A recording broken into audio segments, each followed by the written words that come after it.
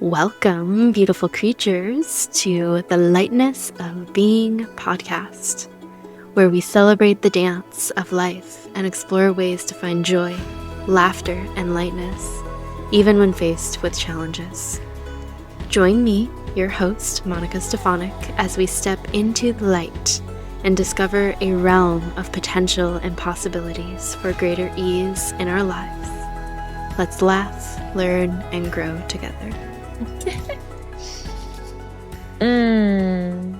Greetings, beautiful beings, to this extraordinary episode of the podcast. Extraordinary and exceptional as it's extra special. This is going to be a really beautiful recap of the last, what has it been? I think 7 months of podcasting for me, ever since starting originally on launching on the day of my birth in 2024, so Christmas Eve of 2024, up until now, which is mid-July and of 2025. And I'm just so excited for this really beautiful recap of the evolution of the conversation and the tech and the magic that has unfolded from where I started and who I was at that point in time to who I am now. And it's been such a beautiful evolution, and getting to bear witness to myself as well as the incredible people I've been able to have conversations with, and the evolution of the podcast itself. It has been just such a gift and an honor to be able to bring this through for the collective. And the further along I get, I keep reinstilling this space of, or this message of, this is exactly where I'm supposed to be and exactly what I'm supposed to be doing. And it keeps getting reflected to me through little messages from the universe that come through other people, through the breeze and the wind and the animals I'm surrounded by, and content from the technology, and just all these little ways in which we receive messages from the unseen and guiding us on our path and leading us into the spaces of our alignment, and also letting us know when we're out of alignment. So I'm just feeling really proud of myself, honestly, for just diving headfirst. It's kind of how I do things most of the time. So I just go headfirst into something. I was like, I know there's something here for me. I recognize that this is really important. And I'm like so stoked to be here, and just beyond blessed to be able to have the resources to be able to produce this. Like, thank you so much to the team at Your Media for just being there from day one along this path. And that's just going to be some more confirmation from the universe over there. Yeah, thank you so much to the team at Your Media for just being with me along this path and helping me cultivate this show and bring it through in such a beautiful way to you all. Like, truly, it would not be possible without them. So thank you guys so much. And they are the ones that are putting this really beautiful recap together for you all. So enjoy. I'm really excited to see what comes through, and I will see you on the other side.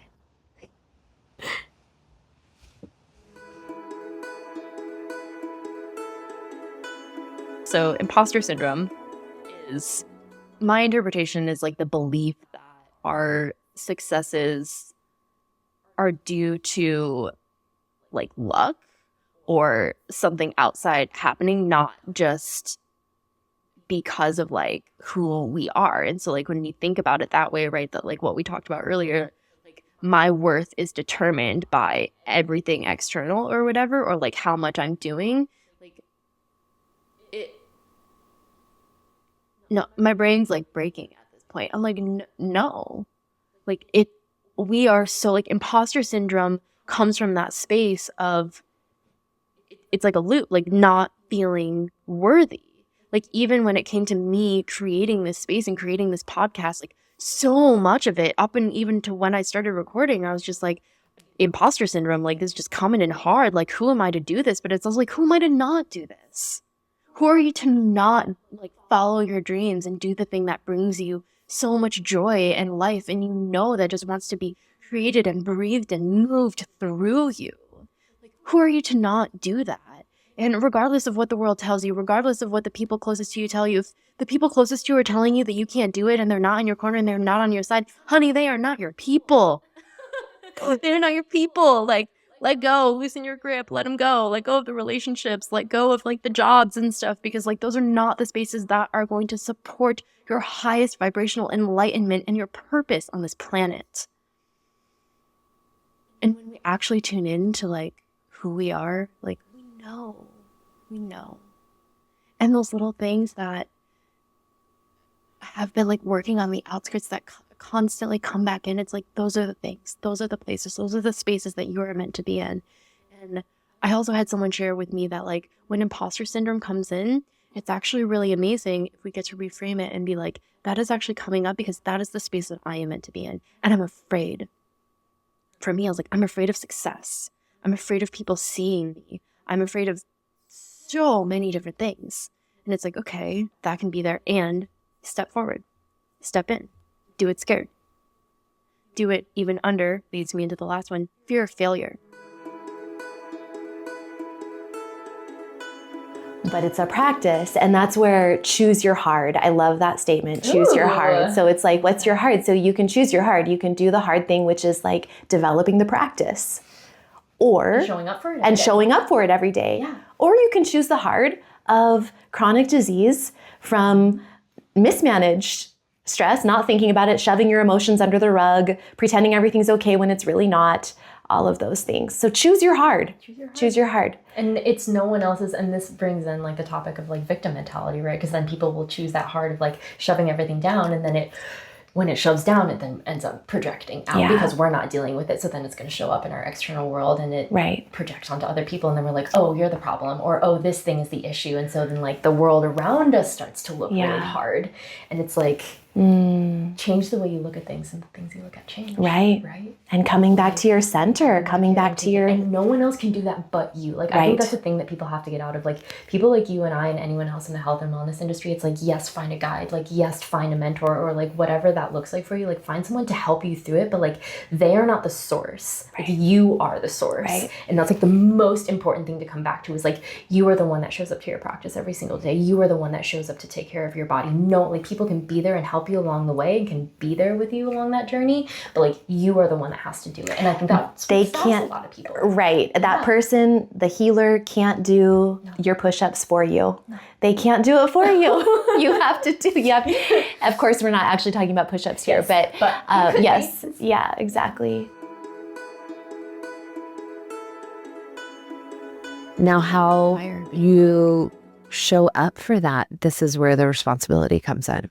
So change is happening, and it's happening at a rapid clip all around us. And if we want to tuck in, we can, but at some point, the tidal wave will come for us.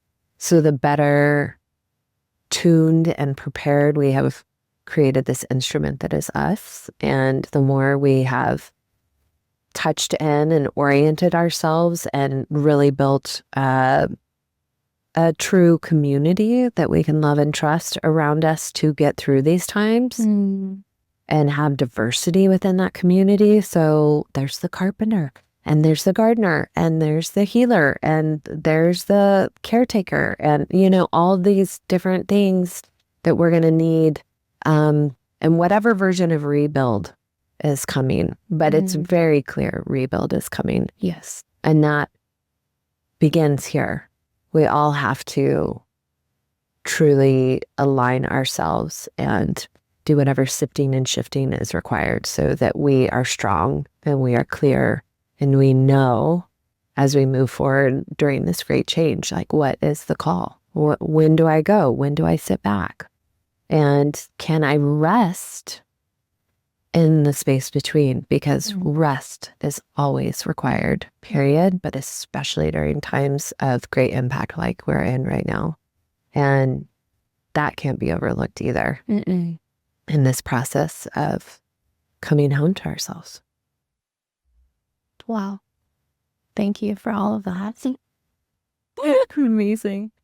Yeah, I love that you spoke to the space of rest, because that's something that I feel like, especially in American culture, is very challenging. Totally. But it's it's so vitally important to move from that space, and what that rest gets to look like is so different for everyone. But this go culture that we live in is just not the way, and a lot of us are feeling this great change, this great shift that's happening and occurring. I think Richard Rudd calls it the great change in the gene keys, and it feels so rapid and alive right now, and so many people are talking about being in this time of shedding our snake skin and just like releasing so much, but also like this rapid manifestation that's happening if we are truly showing up from that space of responsibility and from that space of like intuitive guidance. And just like moving from that solid foundation within ourselves, because it's really obvious the people that I see that are cultivating that and the ones that are not.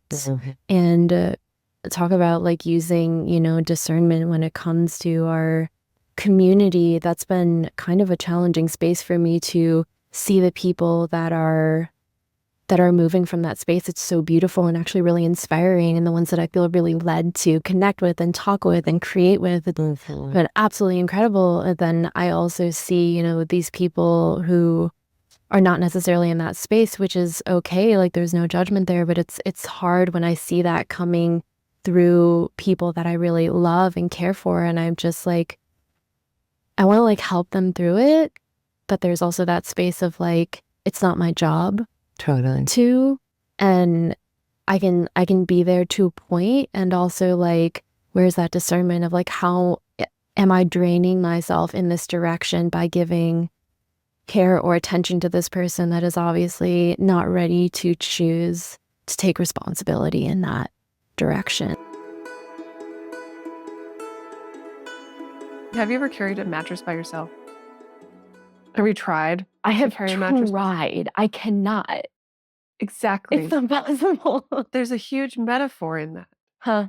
Because we all feel this weight of a mattress that we carry around, like the heaviness of a mattress.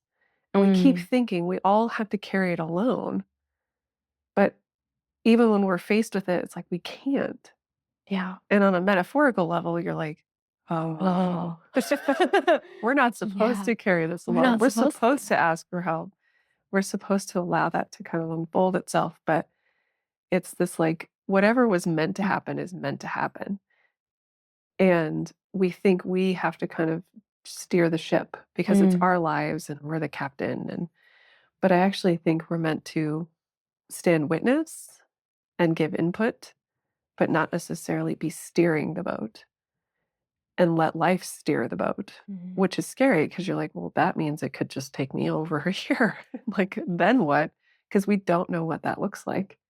We don't know what happens if we let our hands off the wheel looks like. Let go of control. Because we just let go of control. And that is really hard for people because they're like, but if I control, I stay safe.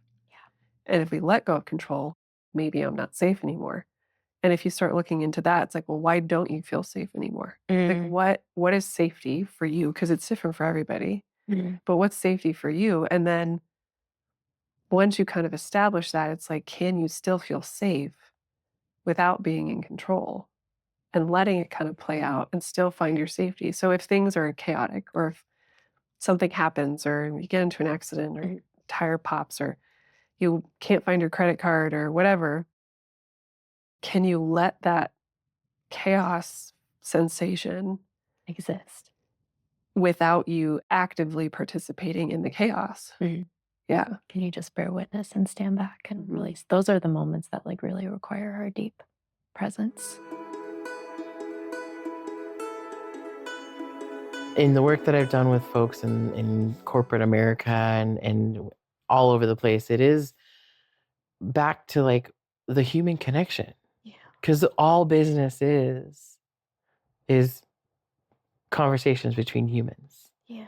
And when we forget that is when we fail. Mm-hmm. And we can look at these big like corporations and businesses and be like, oh, those things, but like they're also made up of humans all trying to do a thing at some point they thought was for some reason that was important to them. Yeah. Whether it's to put food on the table or there was a mission and there's a all of that. passion there. And to pull that back out into a place of authenticity, that's really what people connect to. Yeah. And what makes some businesses thrive.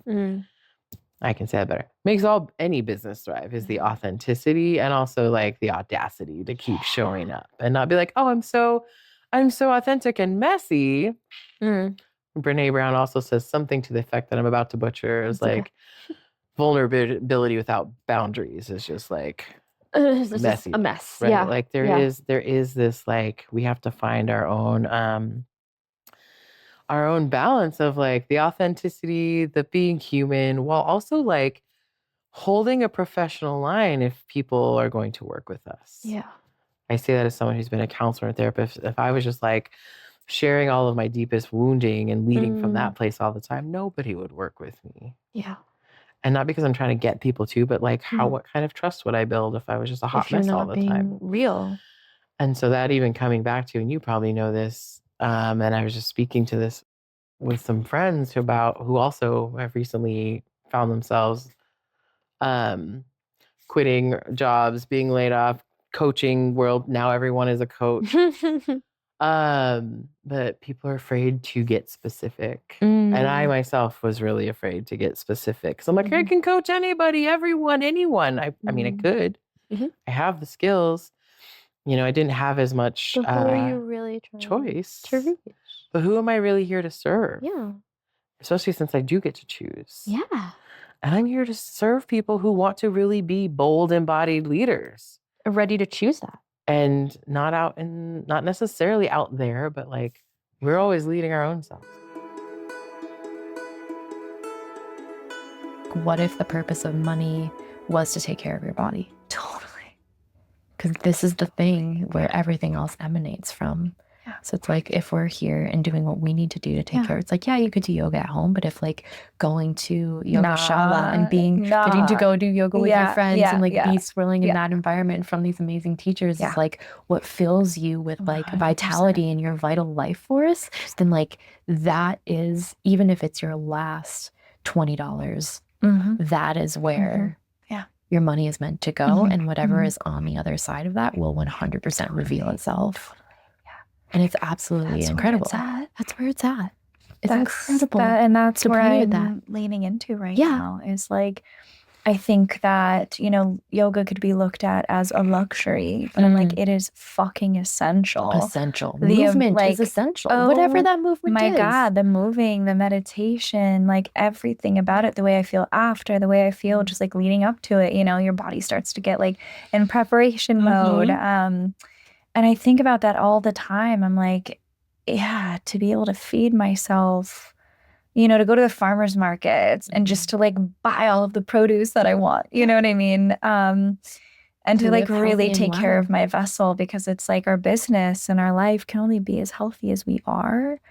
And so I just think it's so important. And it's been fun. And that's why I'm loving the journaling that I'm doing right now, because I'm like, why do I want money? And I'm like, oh my God. And then because it's like for the Primal Rage release that I offer, it's really hard to find a place to go and like scream. And so I'm like, wow, what if I had a property that were big enough that I could have clients out there and we could do this like sacred release together. And then I also had a dance studio for them, you know? And like, oh, and then we also could like do yoga out there. Like maybe it's the new ecstatic dancing. It's like when my mind really starts going, I've actually gotten quite emotional about it because I think that like there's this idea that money is selfish. But it's like when I think about like if I were to have overflow, like excess money, taking my mom to Greece, you know, like she's never left the country, that kind of thing. Or like, I don't know where my dad would go, but like sending him wherever he wants to go. My sister has a horse. She's always wanted to like open her kitchen window and like feed Theo a carrot. You know what I mean? And I've actually like sobbed at how incredible it would feel to be like, here's $5,000. Yeah. Here's $5,000. Here's $5,000. Like, go do whatever you want with this. Yes. Do you know what I mean? Absolutely. And I'm like, oh, it's not just for me. It is so much more. And I think there's just such this essence of selfishness with money. And it's actually so beautiful. And it can do really profound things in this world. And so that's where my rewiring has been. It's like what beauty can come from having an abundance of money in the hands of the right people who have beautiful visions, who can even make other people's visions come true. Yeah. You know? I think that helps bring us back to kind of like embodiments and dropping in and shutting out the voices that are not yours, that are voices from other generations. People are just carrying down these generational messages from hundreds of years ago, you know, that don't exist anymore. They don't need to exist anymore. A woman can be beautiful however she chooses beauty. Shaving, not shaving, you know, augmentation, not augmentation, makeup, not makeup. Like, it's just what makes us feel beautiful. What is going to help bring your inner light out in the best possible way so that you feel the most comfortable in your skin and the most comfortable in your environment. And just honoring that is just how you choose. And that's what's right for you and not for others, or you don't need to be influenced by others. What's so beautiful about that is that once we really step into that, then the world gets to be a mirror reflection of that. Like you get comments from people or just like other things mirror to you of like, wow, you look so radiant, or like, wow, your eyes look amazing, like all these things. And it's like, it's because you know your own value and your own beauty and your own worth. And once we're actually really not like from a mental state, which I did for such a long time, I like intellectualize things for a while and I'm like, I'm doing it. And then I'm like, oh, I'm not actually embodying it. Once we actually embody those things, then it starts to be reflected to us by our outer world, by the places that we get to be surrounded by, the homes that we live in, the material things that we have, the people that are in our lives. And it's just like this beauty, when I actually get present with it, I just like get super emotional about it. Cause I'm like, the beauty that surrounds me, I'm like, oh my gosh, it's just like a direct result of the love that I now have for myself and how I'm stepping in and embodying that. And it doesn't have to look like clothes. Like half the time when I record these, I'm in pajamas, you know, like I don't always think about like what I'm wearing. Cause I'm like, it doesn't matter as long as I feel comfortable. And even what I told you guys, I was like, just be comfortable. Like that's what this is about. Right. And as long as you're moving from a space that feels good for you, it's like, that radiance just comes up and moves. It's an honor and a privilege to get to live this life, and we get to. And so what are you choosing in every moment of every day, and how are you choosing to show up to that space? And even if it's hard, there's still beauty and magic that are present in that moment. And so just remember to say thank you. And also you get to ask for your deepest desires to be met, and the universe will totally show up for you in that way. Well, that was amazing. Thank you guys so much for being with me on this journey and everything that has come through. And thank you to all of the beings and creatures that have had conversations with me, that have reached out to be on this podcast, that have felt so called to share their voice and share their heart and just be here in true authenticity and vulnerability, because that is truly what my deepest intention for this space has been. And yeah, again, it's just my honor to be here to open up space for the depth of conversation that we get to have here. And it's only going to continue. This is definitely not the end. This is just a very beautiful wrap up of season 1 of the Lightness of Being podcast. And we are going to progress into the future together as we open up space into the realm of season 2, which I have such a beautiful vision for, and season 2 and beyond. This is definitely something that's just going to continue forward. And yeah, like, who knows what's going to happen and unfolds. There's so much potential and possibility there. And I'm just so excited to see what happens and shows up and how I evolve as a person through stepping into this space, even when it's uncomfortable for me, and opening up this space for others, even when it's uncomfortable for them. And there's just so much magic to be had. So what else is possible? How does it get better than this? The universe agrees as it's bringing its breeze through. Thank you all so much for being here. Please, if you have not already seen, I am creating a Patreon.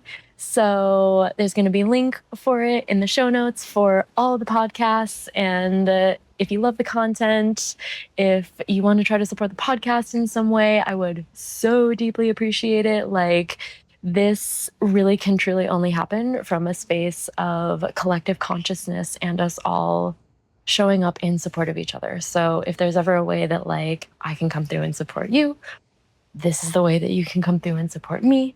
Like, let's just co-create this magical world together and continue to walk each other home. Love you all so much. Thank you for being here. Let's continue on.